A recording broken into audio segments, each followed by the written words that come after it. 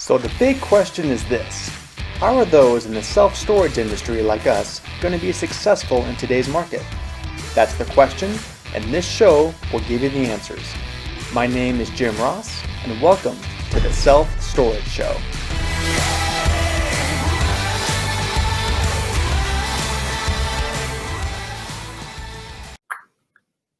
Hi everyone, thanks again for tuning in to the Self-Storage Show.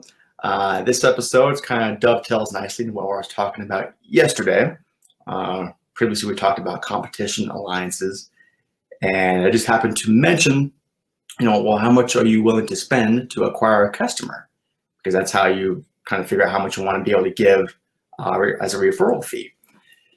And I guess that one little sentence kind of sparked a couple people to ask me during my Friday sessions. I have these open virtual office hours, and we touched upon that and kind of delved more in depth on their marketing campaigns, what they're currently doing, what some ideas that I had to help them get some more calls, stand out in their market. And I always come back to that. Well, I always ask the owners, well, what are you willing to spend to acquire a customer? And pretty much 10 times out of 10, they don't have enough to kind of get to that number. That's what we're going to talk about today. And it was interesting. I'll just tell you a quick story. There's one guy, I won't say a name, but we were talking about that, and he's in a very competitive market. And we're asking, what are you currently doing, to get the phone to ring? And I said, well, I got a website. Good for you. You're in the year 2000. What else? And that was it. Okay. No judgment, not at all. I mean, I was glad, call me and let's talk about it, because cool, that's a step in the right direction. Well, cool. Now where do you want to get to? How are we going to get there? Let's build that bridge. And so I simply asked that question, what are you willing to spend to acquire a customer? Thankfully, he said, I don't know. I'm like, well, cool. Let's work on this. Okay. Well, we're gonna find an answer before the end of the phone call. That's all we did. Let's focus on that. And so went into his software, actually kind of shared screens a little bit, and went into a storage software. And it all comes down to finding the average lifetime customer value for your property. Basically that is what your average customer rate is for your property. Okay. Do you average $100 per unit? Is it more than that? Whatever. Just getting that average customer rate that you're charging. What's your average length of stay for your current customer base? And in this case, he's been around for about a year, so he had a decent enough track record. But for those of you that are cool, you're brand new out of the gate, it's a clean slate. Just stick with 12 months. Okay, you can kind of start adjusting that as time goes on, but. And I know some people are like, oh, the average lifetime customer value is more than, just keep it numbered. Keep it, simple. 12 months is your average length of stay, okay? Times those two together, cool. Voila, there's your average lifetime customer value. And some people, they get really in depth and they go, they start getting the average customer rates by certain size codes. And you can do that if you want to do the brain damage, cool. But I like to keep things very simplistic, just to at least get this initial figure, okay? So again, find your average customer rate at your facility, their average length of stay, times those two together, there's your average lifetime customer value. So in this particular case, what we figured out his average lifetime value was about $1,500. Just shy of that, but it was $1,500. And what's interesting, the more and more I've done these sessions, especially I've done some challenges in the past, and this is one of the first exercises that I have those that are going through the challenges do, because everything else that we talk about builds upon that. Okay, just having that foundation, knowing that number. And again, most people they haven't done this before, and it's a great exercise, very simplistic. You can probably find this figure out in 10 minutes if you know where to go to on your storage software. And if you need help, cool. Just message me, guys, and I'll be able to put you in the right direction on your storage software, because each one's a little bit different on where to go to. So happy to help that way. But when people are going through these challenges that I do, and this is one of the first exercises I have them do, and I have them post, what's your average lifetime value?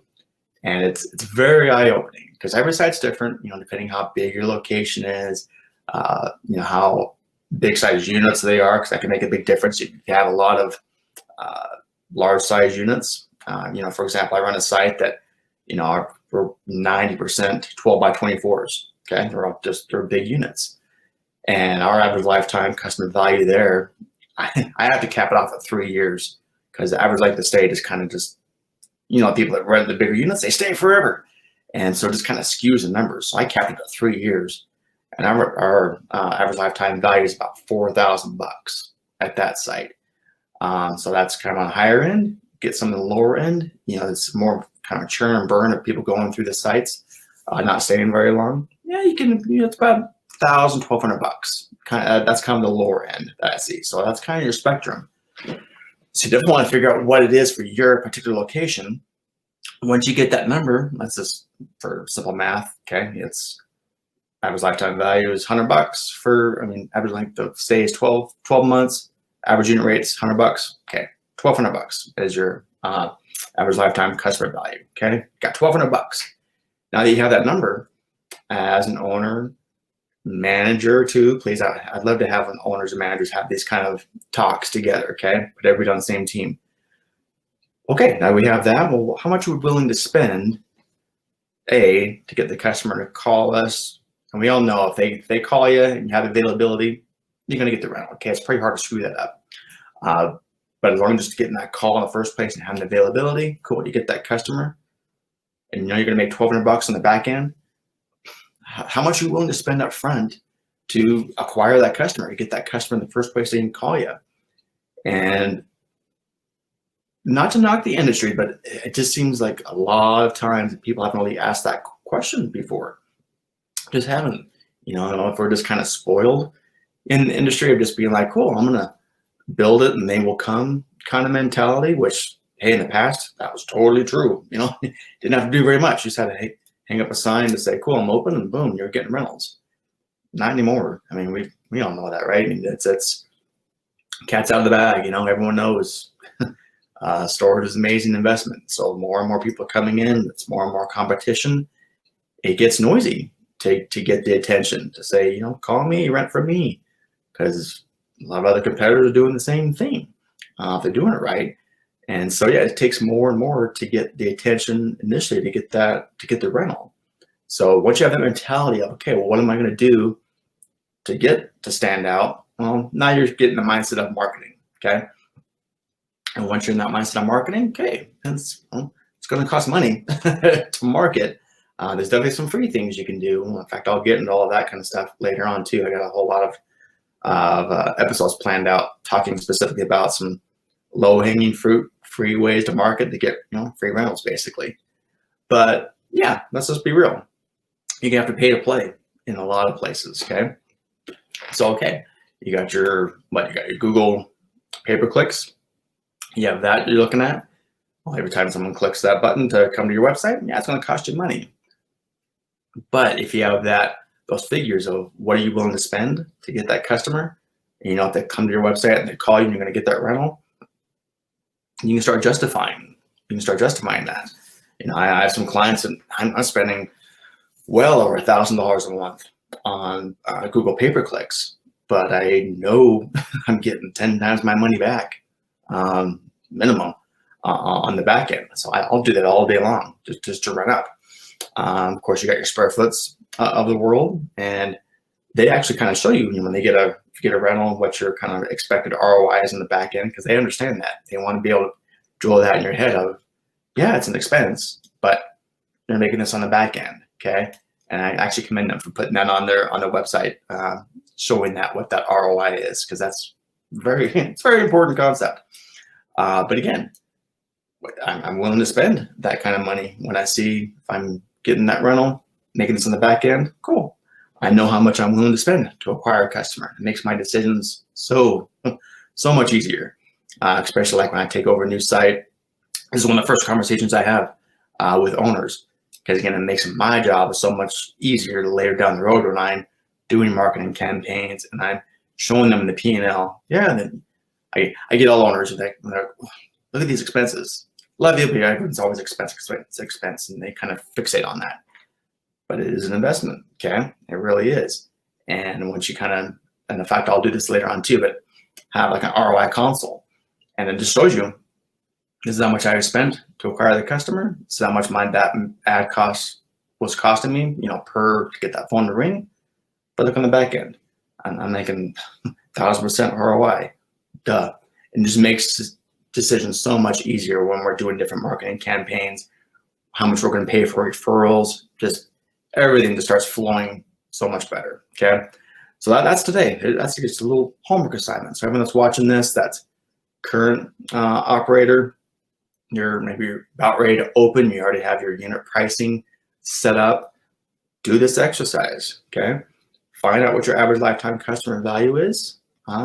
And then, that'll start making all your marketing decisions later on so much easier, because you're going to know how much you're willing to spend to acquire a customer. And once you just have that foundation set, you'd be so happy you did. Okay. And you're going to be ahead a lot of the competitors that aren't doing that or aren't asking these kind of questions. You'll learn about me more that we are getting to know each other and talking here. I ask a lot of questions, okay? I ask a lot of questions of myself. I'll ask a lot of questions of my owners and managers. That's how we all kind of start building this together and getting that synergy. And we run some very successful properties that way. So it's fun. So again, thank you guys for being a part of this, listening, joining on live, on the video. It's great. Really appreciate it. So take care. I'll see you guys tomorrow.